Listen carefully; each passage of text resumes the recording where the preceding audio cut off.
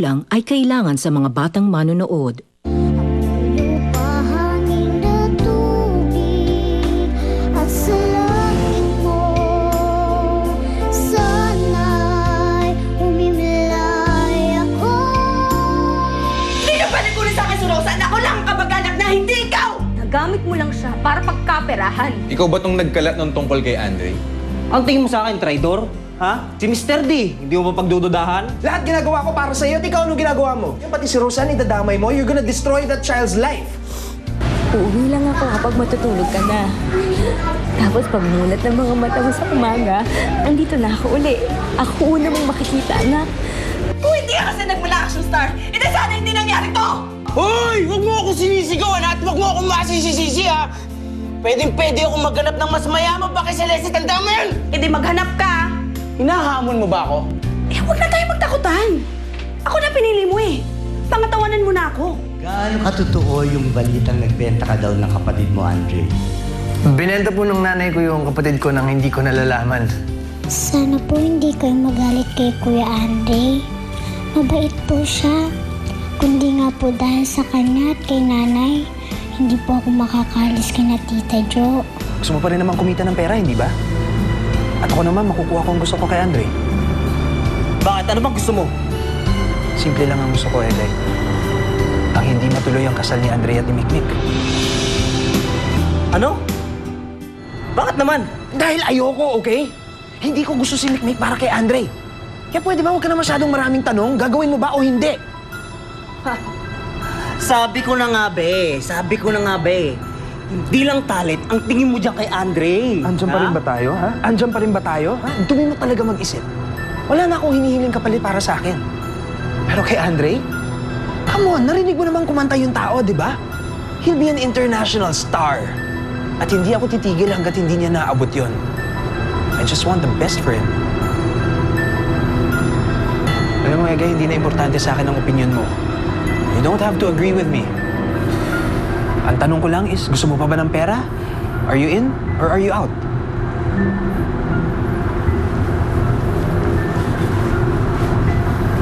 Egay, may kinalaman ka ba sa nangyari? Ito nga guys tinatanong ko nga si Egay And he already swore in his mother's name na wala siyang kinalaman. Alam naman natin lahat kung gaano kamamasboy ito, di ba? Saka, anong pakialam ko dyan, ha? Wala naman ako mapapala dyan, ha? Pare, naniniwala naman ako sa'yo eh. Pwede ba huwag na tayo mag-away-away para tayo isang pamilya na dito? Tsaka isa pa, naniniwala ako na wala dito yung nagkalat sa press. Tapos na yun. Tapos na. Natakasan na eh. Ano ibig sabihin nun? Egay, ano ibig sabihin nun? Mick. Ano nangyari sa'yo, ha? Tara. Lahat po.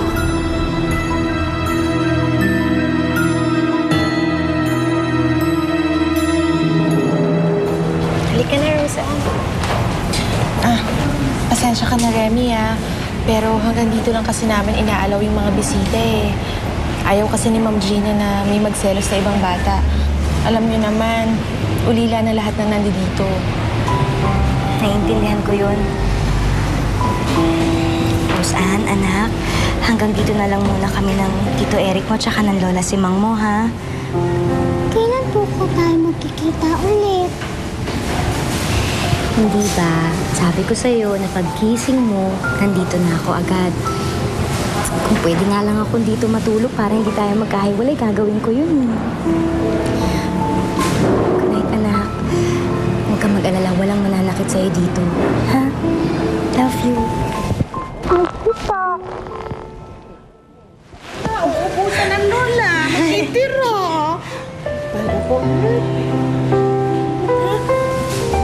Halika na, Rosa. Sige po.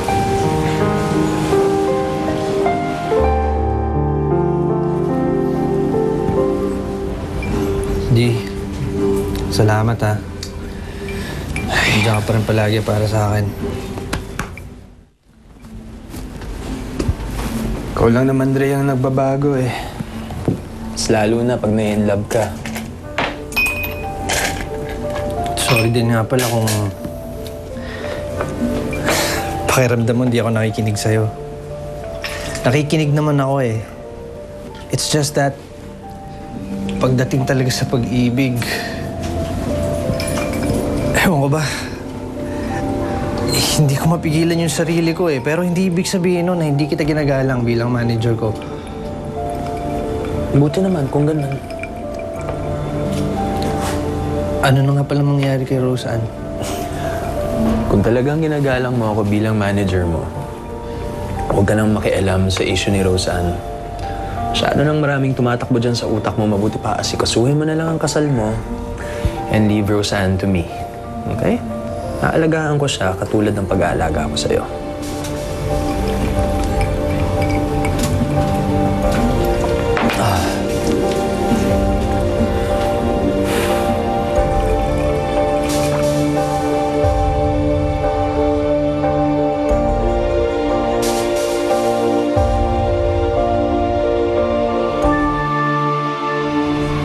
Roseanne, eto, pinahiram ko muna ni Kitty ng damit.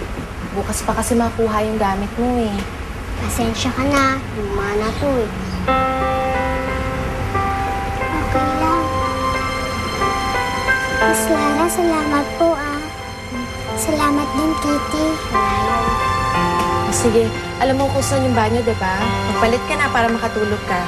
Sige na. Mga bata, magpahinga na kayong lahat. Magpalit ka na, dali.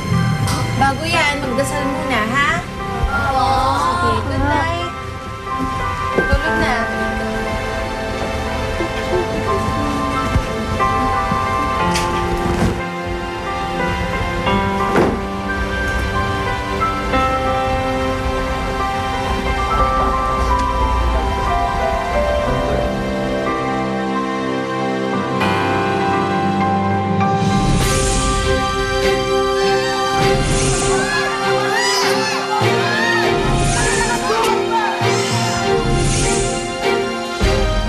Aray! Bakit ba? Gusto ko lang namin kurot. Aray, masakit! Sandali! Sandali!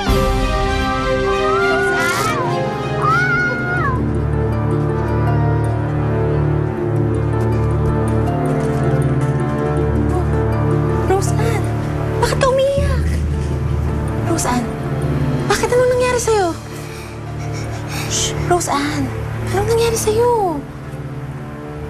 Panaginipan ko lang po si Tita Jo. Susakala ko naman kung anong nangyari. Huwag ka na mag-alala, ha? Panaginip lang yun.